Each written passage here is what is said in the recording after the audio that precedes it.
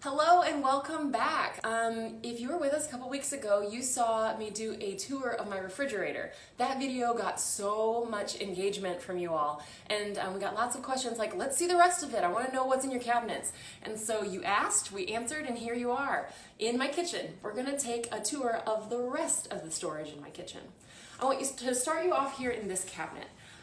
This cabinet is super cool. It's a can cabinet. It is specifically designed to store cans. It's not too deep, it's only 1 can deep, and so nothing gets lost in the back. The key to running a well-running kitchen is to be able to know what you have, and so my can cabinet really helps me out with that because I can always see everything that I have. I'm not at risk of buying doubles or running out of something if I just look in here. Now, I realize that this is a luxury. I was super excited when we bought this house that it actually had this, but I've not always been blessed with a can cabinet, and I doubt that many of you are either. And so I wanted to share with you what I did when I lived in an apartment and then in my first house, which had very, very deep cabinets.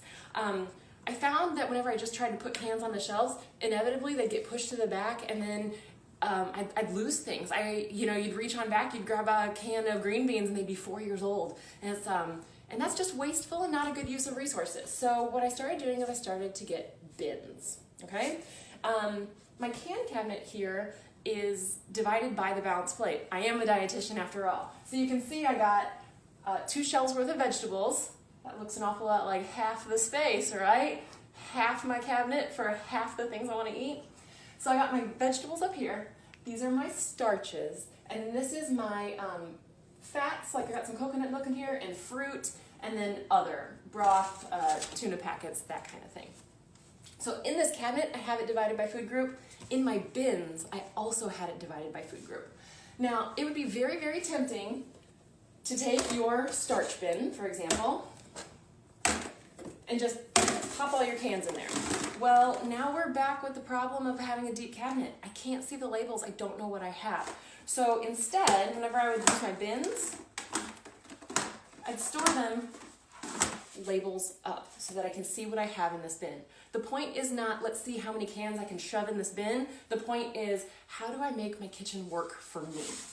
And so that is my strategy for dealing with canned goods. Moving along to the other custom cabinet that I have in this kitchen is my spice cabinet. Before I open this door, I want to say that I recognize that my spice collection is a little ridiculous, but I cook for a hobby, I enjoy what I do, and so you all just leave me alone about it, okay?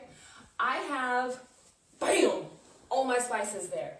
This cabinet also, specifically designed, I can't put more than 1 layer of jars in here, and so I can always see what I have.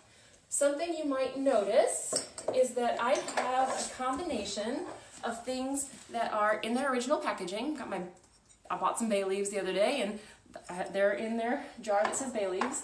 I also have some old spice jars. I've used whatever I originally bought in here, but then I bought my next spice in bulk, and I just labeled it here. I find that masking tape is really easy to put on and take off the jars. It doesn't leave a lot of sticky, and by buying in bulk, I save a ton of money. My favorite place to buy spices is Pensie's Spices. They are an online company. They have a ton of stuff. It's very affordable. It tastes great. They also have a store in St. Louis if you find yourself down that way. But that's one way that I keep my cooking interesting, but also affordable. And I got my dollar spices from Aldi down there too. I guess they're $1.99 now. All right, come with me this way.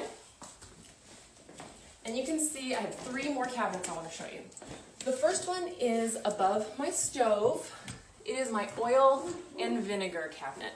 If you were with us with the first cooking live video we did for shredded carrot slaw, you heard me talk about how having a couple different vinegars on hand can really change around the taste of your cooking. And now instead of having 1 recipe for a salad dressing, for example, by just switching out the vinegar or oil, you can change the whole flavor profile, and now you have 1 recipe that you can cook multiple ways. It is not super ideal to keep all my oils above my stove where the temperature fluctuations happen and could cause them to go bad a little bit faster.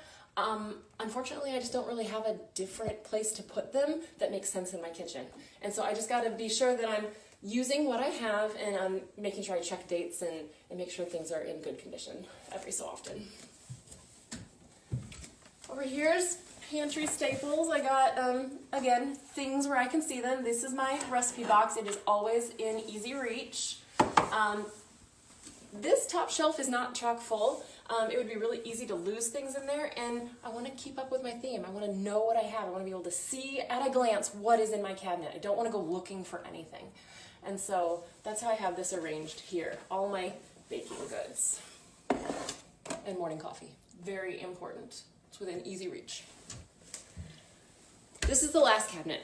And before I open the door, I'm going to tell you, it is the one I find most challenging. It is the everything else cabinet, and it's really hard to keep organized.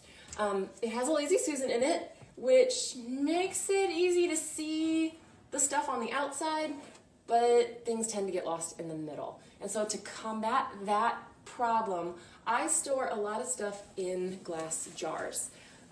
My least favorite way to store things is in bags. You can see I do have a few here. The bags flop over and they tend to get lost. And so if I have something in a bag that is no longer standing up straight, I'll put it in a jar. Also, the jars make me happy.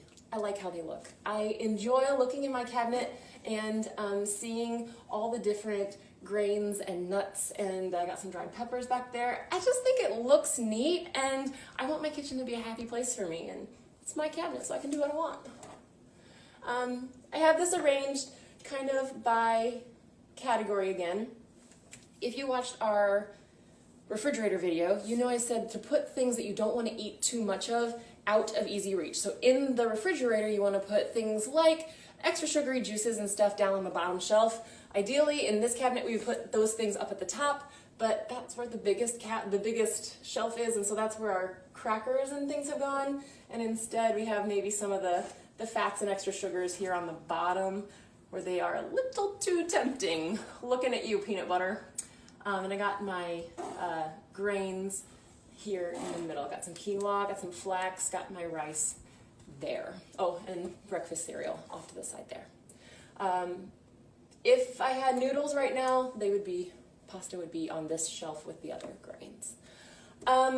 That's it. That's the rest of my cabinets. I hope you've found out some tips and tricks you might like to try. If you do put any of these into practice, let me know how it goes in the comments. Give us a before and after. A well-organized kitchen is key to making sure you're using your resources wisely, not wasting time looking for stuff, not wasting money on things you already have, and it just makes the whole experience of cooking at home more enjoyable. I look forward to hearing from you. See you next time.